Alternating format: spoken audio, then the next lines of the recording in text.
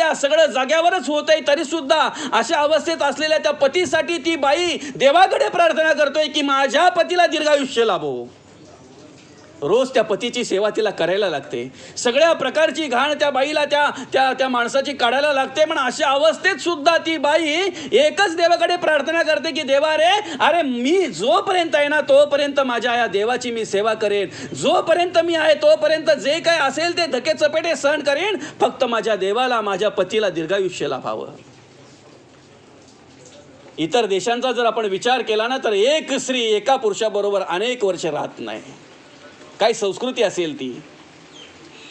आज आमच्या भारत देशाची संस्कृती एवढी चांगली आहे, एवढी उत्तमाची शिकवण देते की 7 फेऱ्या मारल्या, अग्नी ब्राह्मण आपतेष्ट सगळ्यांच्या समोर, की त्या ठिकाणी एक मोठा विधी झाला जातो, त्याला शुभ विवाह लग्नविधी म्हटला जातो. आणि अशा प्रकारचा विधी झाल्यानंतर शेवटच्या श्वासापर्यंत ती स्त्री आणि तो पुरुष एकत्र राहतात, शेवटच्या श्वासापर्यंत राहतात, चांगल्या प्रकारे संसार करतात.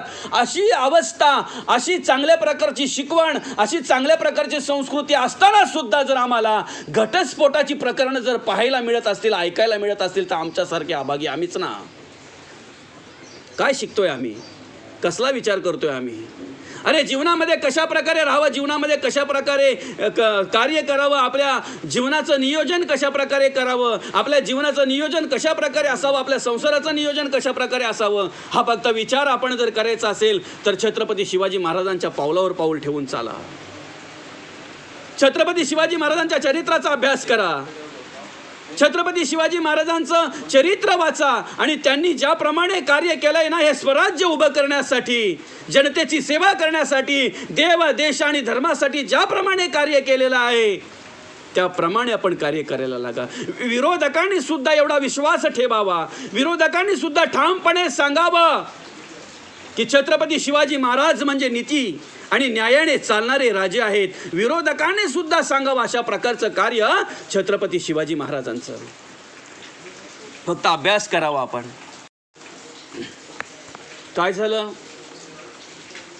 अगदी आपले कमी मावळे घेऊन छत्रपती शिवाजी महाराजांनी लाल महालावर छापा टाकायचा प्रयत्न केला. आणि हे ज्या वेळेला शाहिस्तेखानाला कळलं की शिवाजी महाराज आलेले आहेत, त्यावेळेला त्या ठिकाणी सर्वत्र हाहाकार झाला. काही पळापळ करायला लागले, काही छत्रपती शिवाजी महाराजांना शोधायला लागले. अरे शिवबा आया, शिवबा आया, शिवा आया, शिवा आया. सर्वत्र अशा प्रकारची वार्ता पसरली आणि सगळीकडे हळहळ व्यक्त झाली, सगळीकडे धावपळ चालू झाली. त्या धावपळीमध्ये अवस्था अशी झाली की शाहिस्तेखानाच्या मनामध्ये विचार आला, आता आपण करायचं काय, आता आपण करायचं काय, आपण लपावं कुठं, आपण राहावं कुठं, असा विचार शाहिस्तेखानाच्या मनामध्ये आला. त्यावेळेला शाहिस्तेखानाला माहिती होतं की छत्रपती शिवाजी महाराज आणि त्यांचे मावळे स्त्रियांना हात लावत नाहीत, महिलांना हात लावत नाहीत. मग त्याने काय केलं? महिलेचा ड्रेस केला आणि महिलांच्या घोलक्यामध्ये जाऊन शाहिस्तेखान लपला. ज्या वेळेला छत्रपती शिवाजी महाराजांना कळलं की हा शाहिस्तेखान आहे, त्यावेळेला त्याच्यावर शस्त्र चालवणार तेवढ्यात त्याने एका खिडकीतून उडी मारली आणि नेमका त्या खिडकीतून फक्त त्याची बोटं सापडली गेली, बोटं छाटली गेली. पण पळत असताना शाहिस्तेखान ज्या वेळेला पळत होता, ज्या वेळेला इकडे तिकडे सैरवैर सगळं झालेलं होतं, सगळे इकडे तिकडे पळतायत, तेवढ्यात त्याची बहीण त्याच्या जवळ आली. शाहिस्तेखानाची बहीण आली, रडायला लागली, लोळण टाकलं त्या ठिकाणी आणि शाहिस्तेखानाला विनवणी करायला लागली. दादा, शाहिस्तेखान म्हणतो काय झालं काय? माझी मुलगी म्हणे दिसत नाही, माझी लहान मुलगी कुठे गेली, माझी मुलगी दिसत नाही. तिच्या मनामध्ये विचार आला, कुठे गेली, काय झाली, कोणी नेली, काय केलं असेल. पण त्यावेळेला शाहिस्तेखानाने तिला सांगितलं, जर छत्रपती शिवाजी महाराज किंवा जर छत्रपती शिवाजी महाराजांच्या एखाद्या मावळ्याने जर तुझ्या मुलीला नेली असेल ना, तर मी छाती टोकून सांगतोय, मी ठामपणे सांगतोय, मी 100% सांगतोय, तुझी मुलगी सही सलामत असेल, सुरक्षित असेल. का? ते कधीच मुलीला किंवा बायांना, महिलांना हात लावत नाहीत. म्हणजे विरोधकाचा सुद्धा एवढा विश्वास असावा. अशा प्रकारचं कार्य छत्रपती शिवाजी महाराजांचं. खरं तर ती मुलगी कुठे गेलीच नव्हती, ती बाजूलाच एका पिंपाच्या आड लपून राहिली होती. पण एवढा विश्वास त्या शाहिस्ते खानाचा छत्रपती शिवाजी महाराजांवर. सुरुवातच तशी होती, संस्कारच तसे होते. आजही आम्हाला असं वाटतंय की आमच्या घरात छत्रपती शिवाजी महाराज जन्माला यावेत. आम्ही कुठेतरी लिहितोय, आमच्या वाहनांवर लिहितोय, आमच्या घरावर लिहितोय, कुठेतरी एखादी चांगली जागा मिळेल तर त्या ठिकाणी आम्ही लिहितोय, राजे पुन्हा या. येतील ना, का येणार नाहीत? अरे राजांचं जे विचार आहेत, राजांचं जे कार्य आहे ते घराघरामध्ये पाहायला मिळेल. छत्रपती शिवाजी महाराजांचं जे विचार आहेत ते घराघरामध्ये पाहायला मिळतील. पण केव्हा? ज्या वेळेला महिलांना दानपट्टा चालवावा, घोडे घोडेस्वार व्हावं, अशा प्रकारचे डोहाळे लागतील ना, त्यावेळेला निश्चित छत्रपती शिवाजी महाराजांचे विचार आपल्याला घरोघरी पाहायला मिळतील. मुलांच्या अभ्यासाच्या वेळेला जर महिलांच्या हातातला रिमोट जर सुटत नसेल तर आपण छत्रपती शिवाजी महाराजांचे विचार आपल्या घरात अनुभवायचे आणि पाहायचे अपेक्षा तरी करावी का?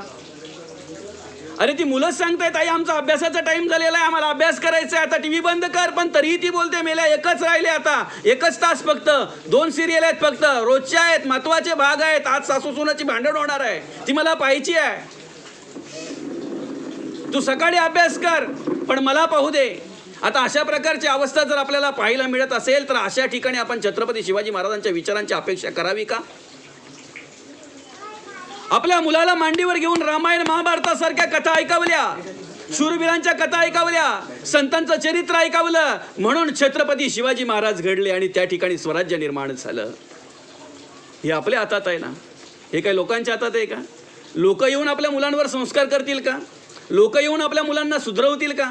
लोक येऊन मुलांना सांगतील का? हे सगळं आपल्याच हातात आहे. आपला बाप कोण असावा हे आपल्या हातात नाही आहे.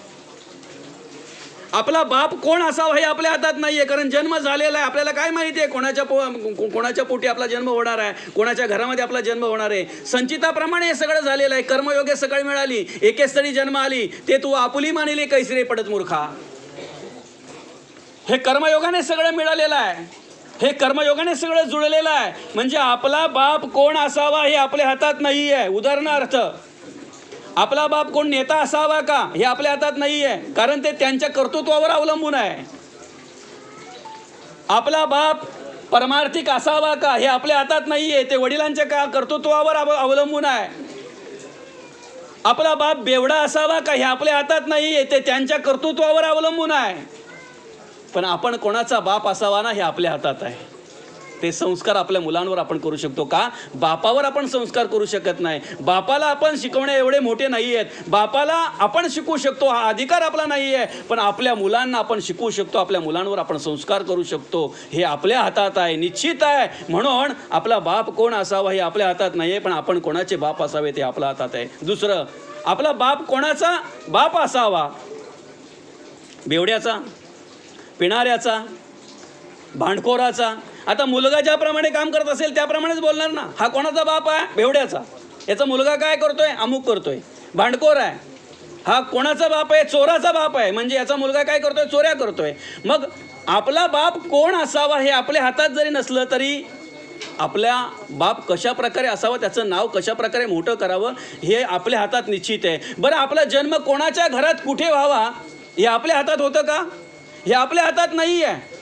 आपला जन्म कोणाच्या घरात व्हावा. आपल्याला खूप वाटतंय की अरे काय, अगदी 4-4 गाड्या त्यांच्या दाराजवळ आहेत, किती मोठमोठे बंगले त्यांचे, एक बंगला राहायला असून सुद्धा दुसऱ्या बंगल्याचं काम चालू आहे, करोडो रुपये त्यांचे पडलेले आहेत, काय पुण्य ही त्यांची, अशा घरात आपण यायला पाहिजे होतो नाही का? असं वाटतंय कधीतरी माणसाला. पण हे आपल्या हातात नाही आहे दादा, आपल्या हातात नाही आहे.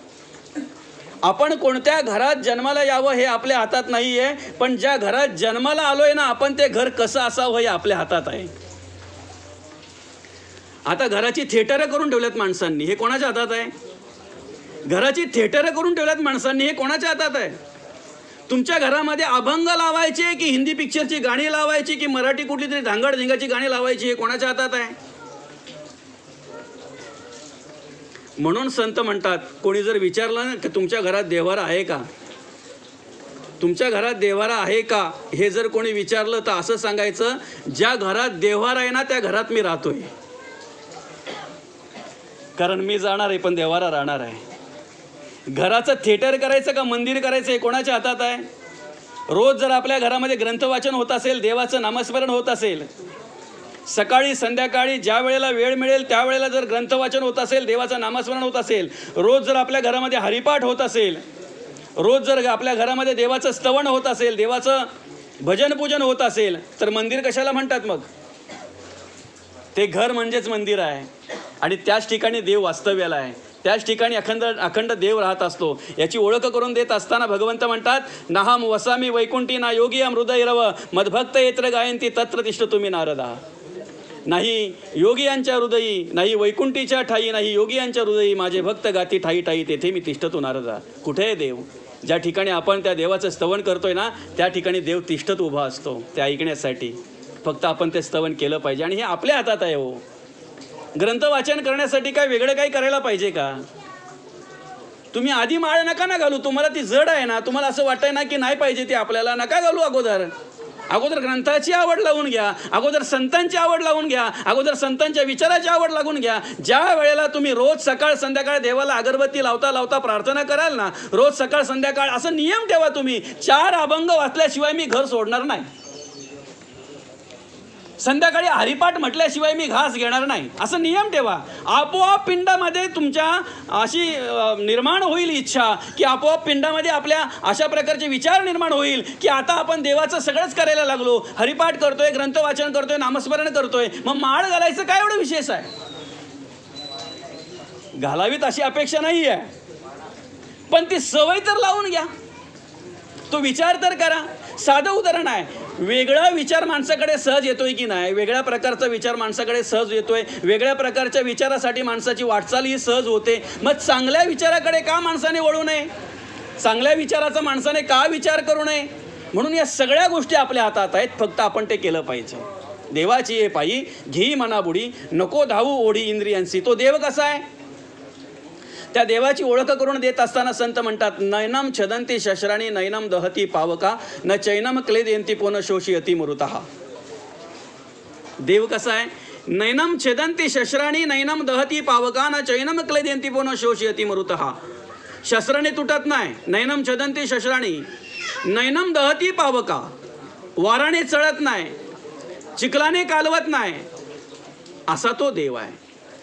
मग अशा देवाचं जर आपल्याला होऊन राहायचं आहे, अशा देवाची जर आपल्याला भजन पूजन करायचं आहे, पूजा जर करायची आहे, तर मग ती कशा प्रकारे कुठे केली पाहिजे. निर्गुण आहे, निराकार आहे, निसंग आहे, आरूप आहे, निर्लेप आहे, देवाचं स्वरूप अशा प्रकारे आहे. तरीसुद्धा त्या देवाचं आपल्याला होऊन राहायचं आहे, त्या देवाच्या चरणाशी आपल्याला राहायचं आहे. साधं उदाहरण या ठिकाणी संतांनी दिलं. आता पाऊस पडतोय की नाही, हा पाऊस कसा पडतोय, कशामुळे पडतोय,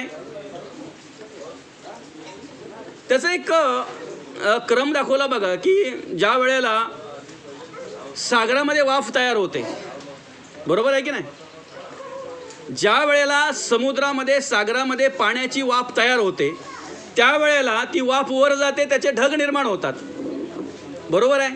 ते ढग निर्माण झाल्यानंतर मान्सूनचे वारे ज्या वेळेला त्यांना स्पर्श करतात किंवा त्यावेळेला मग ते पावसाच्या रूपाने ते ढग परत काय होतात, खाली येतात. आता हे पडणारं पाणी आहे, हे आपल्या घरावर पडलेलं काय, जमिनीवर पडलेलं काय, शेतामध्ये पडलेलं काय आणि माळ रानावर पडलेलं काय, कुठल्याही पाण्याचा जरी आपण विचार केला तरी प्रत्येक ठिकाणी पडलेलं पाणी त्याचा एकच अट्टास असतोय की आपण कुठे जायचं आहे, आपण कुठपर्यंत जायचं आहे, आपण कोणाला भेटायचं आहे. बरं, आपल्या घरावर पडणारं पाणी ओहळीच्या रूपाने, बरोबर आहे ना, गावातून जातात त्याला आपण काय म्हणतो, ओहळ्या म्हणतो, ओहळ्या, लहान लहान छोट्या छोट्या ओहळ्या, नाले, बरोबर आहे की नाही, नाल्याच्या रूपाने, ओहळ्यांच्या रूपाने ओहळाला जाऊन मिळतात. ओहळच म्हणतो ना, मोठा असतो तो, असा नाला असतो त्याला, बरोबर आहे. असे अनेक ओहळ कुठे मिळतात, नदीला मिळतात. अशा अनेक नद्या कुठे मिळतात, सागराला मिळतात.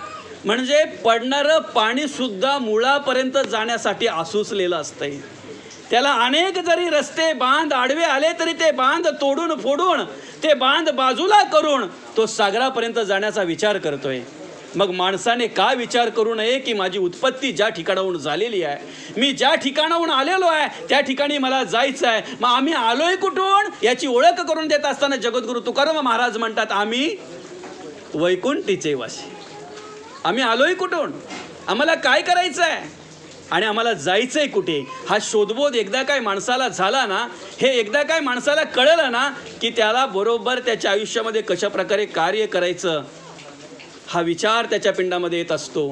त्याची वाटचाल बदलली जाते आणि चांगल्या प्रकारे अगदी परमार्थिक वाटचाल, चांगल्या प्रकारे भक्ती कशा प्रकारे आपल्याकडून घडेल हा विचार तो करत असतो तो माणूस. बस म्हणून जाणे येणे खुंटे, आहे की नाही, जाणं येणं त्या ठिकाणी खुंटलं जात आहे, फुल स्टॉप मिळतो त्या ठिकाणी त्याला. आता पुनरपी जननम पुनरपी मरणम पुनरपी जननी जठरी शयनम, ही स्थिती त्या ठिकाणी काय होते, नाहीशी होते. जीवनमुक्त अवस्था त्या ठिकाणी प्राप्त होते आणि तो मनुष्य काय झाला जातो, मुक्त झाला जातो. केव्हा मुक्त होतो, ज्या वेळेला देवाचा होऊन राहतो त्यावेळेला. जाणे येणे खुंटे धावो येर झार न लगे डोंगर उसंतावे. काय मोठे डोंगर उसंतायला लागत नाही. परमार्थ करायचं म्हणजे काय तुम्ही अगदी मोठं ते हेच केलं पाहिजे असं काही नाही आहे. बऱ्याच काही गोष्टी असतात त्या. आता एखादा आताच आलेला, एखाद्याला इच्छा झालेली आहे परमार्थ करण्याची आणि त्याला जर नको त्या प्रकारचं आसन आपण सुरुवातीला सांगितलं कठीण जर त्याला मात्रा दिल्या, कठीण पथ्य जर सांगितलं तर ते पथ्य ऐकूनच तो काय बोलतो माहिती आहे का, हा पहिला आणि शेवटचा दिवस आहे की नाही. आता लहान मुलाला ज्या पद्धतीने समजेल त्याच पद्धतीने सांगावं की नाही. लहान मुलाला आताच शाळेत गेलेला आहे आणि त्याला जर डायरेक्ट स्पेलिंग पाठ करायला दिल्या, इंग्रजीच्या डायरेक्ट जर स्पेलिंग पाठ करायला दिल्या तर तो कसं काय करणार. तो पहिल्याच दिवशी रामराम करेल शाळेला, आहे की नाही. पण मग लहान मुलगा जर आहे तर त्याला अगदी त्याचा हात घेऊन ते गिरवावं लागतंय. पिपिलिका मार्गे हळूहळू घडे, आहे की नाही. त्याचा हात घेऊन मग तो क ख किंवा ग म भ न र स ते सगळं आपल्याला शिकवावं लागतंय. मुळाक्षर, बाराखडी, स्वर, व्यंजन ही सगळी शिकवावी लागतात त्याला. आणि मग ते सगळे एकत्र केल्यानंतर मग ते शब्द बोलायला लागतो, शब्द वाचायला लागतो. मग ते अनेक शब्द एकत्र करून मग ती वाक्य रचना, मग तो वाक्य वाचायला लागतो. आणि ज्या वेळेला तो वाक्य वाचायला लागतो त्यावेळेला धडेच्या धडे वाचायला त्याला सोपे जातात. तसंच परमार्थातलं आहे. आपण नियम ठेवा, आपण सुरुवात करा. ते नियम अशा प्रकारे असावेत की रोज सकाळी देवाचं नामस्मरण केल्याशिवाय मी घर सोडणार नाही, किंवा गाथेतले 2 अभंग वाचल्याशिवाय मी बाहेर पडणार नाही, किंवा ज्ञानेश्वरीच्या 4 ओव्या वाचल्याशिवाय मी बाहेर पडणार नाही, असा एक नियम करा. संध्याकाळी घरी आल्यानंतर देवाला अगरबत्ती दाखवता देवाला अगरबत्ती त्या ठिकाणी लावता हरिपाठ चालू करा.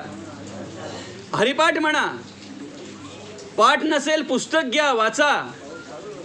आरत्यांचंही आपलं तसंच आहे. आपण आरत्या करतोय म्हणजे काय करतोय, आरती करत असताना आपण प्रत्यक्ष त्या देवाचं स्तवन करतोय.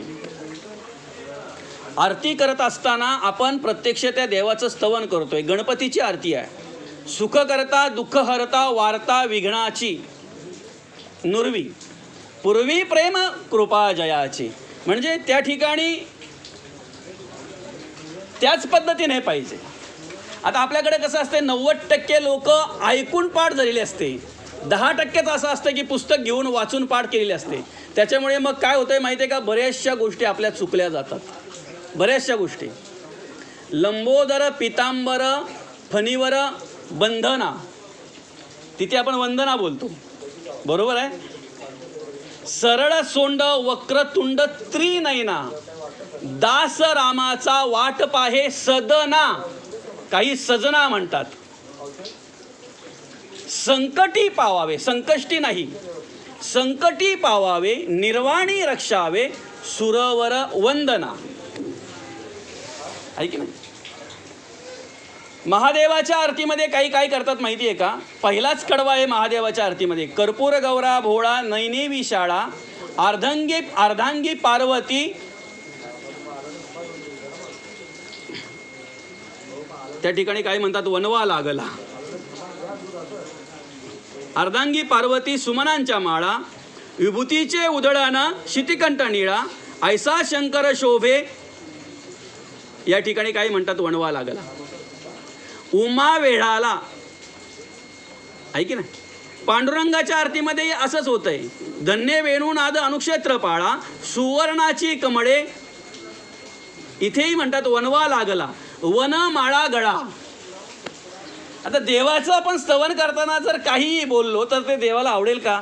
एखादा माणूस आपल्या घरी आला, तो माणूस चांगला आहे, पण त्याचं स्तवन करता करता आपण काहीही बोललो, तुम्ही म्हणजे एक नंबर बेकार माणसं, व तुमचं काही हे आहे, तसं आहे, असं आहे, हे तुम्ही म्हणजे खूप खराब माणसं, असं काही जर बोललो तर त्याला चांगलं वाटेल का? मग देवाचं स्तवन आपण करतोय त्याच पद्धतीने झालं पाहिजे. परमार्थ म्हणजे काय मोठं असं काहीतरी नाही आहे. देवाचं नामस्मरण करणं, ग्रंथ वाचन करणं आणि विशेष म्हणजे त्या पद्धतीने कर्माचरण असणं, याला परमार्थ म्हणतात. मुख्य म्हणजे कर्माचा प्रसंग, कर्म केले पाहिजे. सांग कर्माला महत्त्व आहे, आपण काय करतोय याला महत्त्व आहे, आपण कसं राहतोय याला महत्त्व आहे. आपल्याकडे किती ज्ञान आहे ते आपल्या कर्मावरून दिसत असतंय, आपल्या कर्मावरून कळत असतंय. म्हणून देवाची ये पायी घी मना बुडी, नको धावू ओढी इंद्रियांसी, सर्व सुख तेथे होती एक वेळे, न सरती काळे कल्पांती ही, जाणे येणे खुंटे धावो येर झार, न लगे डोंगर उसंतावे, सांगणे ती तुझ इतुकेची आता, मानी धन कांता विषतुल्य. आता काय सांगितलंय?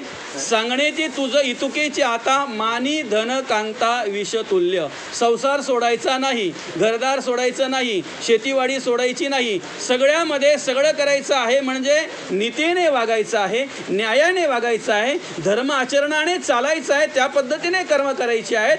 परमार्थ आणि भक्ती याची जोड त्याला द्यायची आहे. मुख्य म्हणजे पहिले परमार्थाचा विचार करायचा आहे, मग संसाराचा विचार करायचा आहे. संतांनी हेच केलं, पहिले परमार्थाचा विचार केला, मग संतांचा विचार, संसाराचा विचार केला, आणि मग संसाराचा विचार केला. म्हणून संत बोलतात, अवघाची संसार सुखाचा करीन, आनंदे भरीन तिन्ही लोक. अवघाची संसार सुखाचा करीन आणि मग आनंदे भरीन तिन्ही लोक. पण तो संसार अतिशय चांगल्या प्रकारे व्हावा या कारणाने आपण काय केलं पाहिजे? परमार्थ केला पाहिजे, भक्ती केली पाहिजे, संतांच्या विचाराने चाललं पाहिजे. अर्थातच या ठिकाणी आपण